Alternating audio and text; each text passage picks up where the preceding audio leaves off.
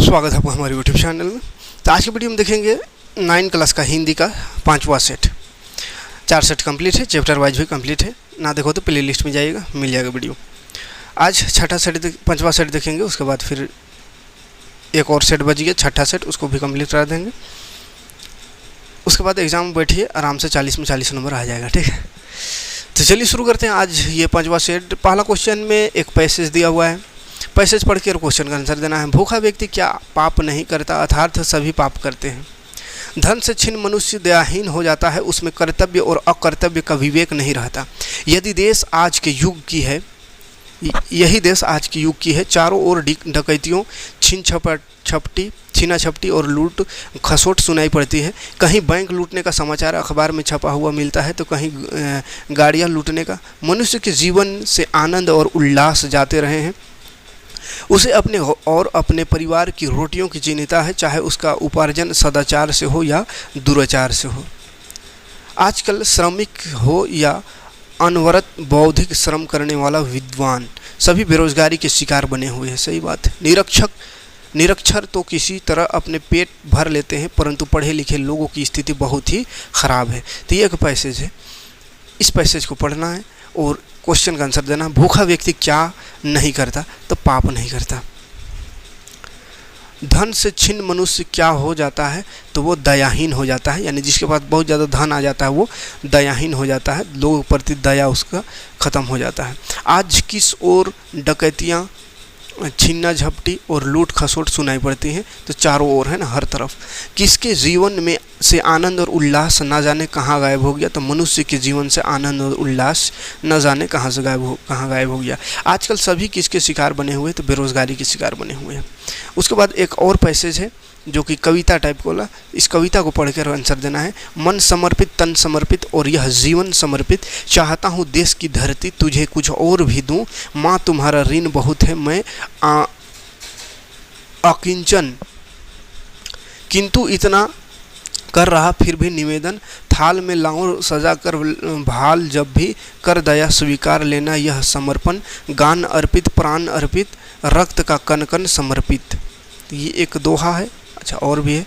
चाहता हूँ देश की धरती तुझे कुछ और भी दूँ, कर रहा आराधना मैं आज तेरी। एक विनती तो करो स्वीकार मेरी। भाल पर मल दो चरण की धूल थोड़ी, शीश पर आशीष की छाया घनेरी। स्वप्न अर्पित प्रश्न अर्पित, आयु की छन छन समर्पित। चाहता हूँ देश की धरती तुझे कुछ और भी दूँ। तो ये एक कविता है। कवि किसके प्रति समर्पित होने की बात कर रही है, तो मातृभूमि, अपनी मातृभूमि पर समर्पित होने की बात कर रही है। थाल में भाल सजाकर लाने की बात किसके लिए कही गई है, तो समर्पण के लिए। इस कविता के माध्यम से कवि हमें क्या संदेश देना चाहता है, तो सर्वस्व समर्पण का संदेश देना चाहता है। भला का पर क्या मलने को कहा गया है, तो चरणों की धूल मलने को कहा गया। भाल पर चरणों की धूल। कवि के अनुसार किसका बहुत ज़्यादा ऋण उनके ऊपर है, तो मातृभूमि का ऋण। उसके बाद व्याकरण में आते हैं। व्याकरण में देखिए, अत्यधिक शब्द में प्रयुक्त उपसर्ग पहले लगता था, अत्यधिक में अति उपसर्ग है। नागरीय शब्द में कौन सा प्रत्यय लास्ट में लगता है, तो इय नगरीय में इय प्रत्यय है। इनमें से नदी का पर्यायवाची शब्द नहीं है। कौन नहीं है, तो सरिता, तटीनी, तरंगिनी, ये सब नदी का पर्यायवाची है, माने नदी का ही दूसरा नाम है। पर निरक्षर नहीं है ना, तो निरक्षर नहीं है, नहीं पूछा है, तो निरक्षर। कुल का सही अर्थभेद कौन सा है, कुल मतलब वंश किनारा। अर्थभेद वंश कुल का सही अर्थभेद, तो वंश कुल का होता है और किनारा। घी के खाली स्थान जलाना मुहावरा में सही, तो घी का दिए जलाना है ना, मुहावरा है। बच्चे पढ़ रहे हैं और गीता गा रही है, तो और लगा हुआ है, जिसमें कौन सा वाक्य चुनना है, तो संयुक्त वाक्य। और जहाँ लगल रहे तो संयुक्त वाक्य।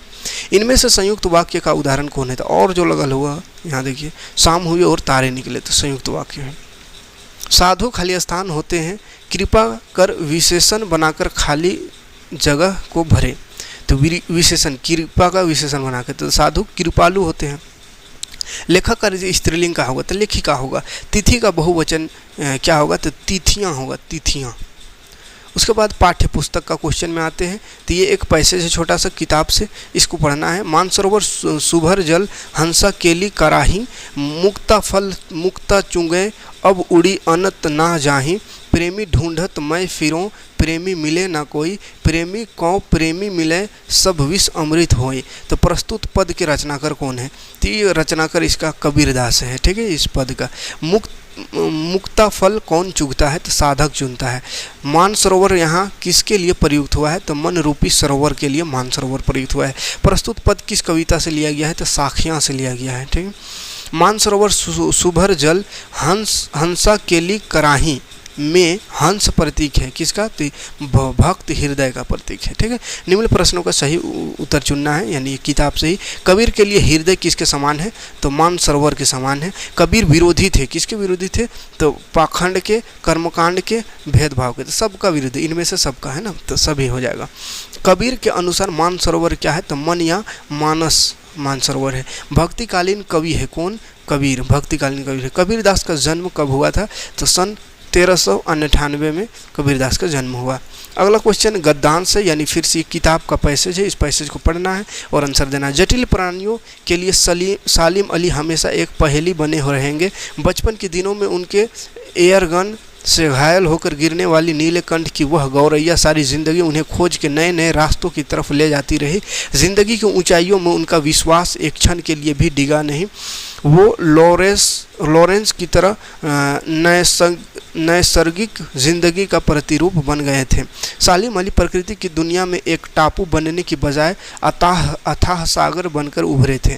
जो लोग उनके भ्रमणशील स्वभाव और उनकी यायावरी से परिचित है, उन्हें महसूस होता है कि वे आज भी पक्षियों की सुराग में ही निकले हैं और बस अभी गले में लंबी दूरबीन लटकाए अपने खोजपूर्ण नतीजों के साथ लौट आएंगे।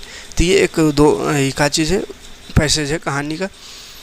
क्वेश्चन इसका है, प्रस्तुत गद्यांश किस पाठ से लिया गया है? तो सांवले सपनों की याद से लिया गया है। जटिल प्राणी इनमें से किसे कहा गया है? तो पक्षी को कहा गया है। जटिल प्राणियों के लिए कौन हमेशा एक पहेली बने रहेंगे? तो सालिम अली है ना। सालिम अली के एयरगन में से कौन चिड़िया घायल होकर गिरी? तो गौरैया। किस पक्षी ने सालिम अली के जीवन को दिशा बदल दी? तो गौरैया। फिर से निम्नलिखित का उत्तर देना है, यानी ये किताब से ही। दो बैलों की कथा किस प्रकार का पाठ है? तो ये कहानी है। दोनों बैलों के प्रति किसका प्रेम उमड़ पड़ा? तो छोटी बच्ची का। राहुल सांकृयान ने तिब्बत का यात्रा किस वेश में की थी? तो भिखमंगे की छद्म वेश में किया था।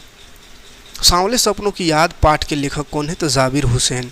वो लॉरेंस की तरह नैसर्गिक जिंदगी का प्रतिरूप बन गए थे। यह पंक्ति किस पाठ का है? तो सांवले सपनों की याद का है। तो ये रहा 40 क्वेश्चन 5वां सेट का। उम्मीद है समझ में आया होगा, काम का होगा। तो लाइक और कमेंट जरूर करिएगा, वीडियो को ज़्यादा से ज़्यादा लोगों तक शेयर कीजिए ताकि सभी बच्चे अपना एग्जाम की तैयारी बेहतर तरीके से कर सके। मिलते हैं नेक्स्ट वीडियो में नेक्स्ट इसका सेट लेकर के। Thanks for watching.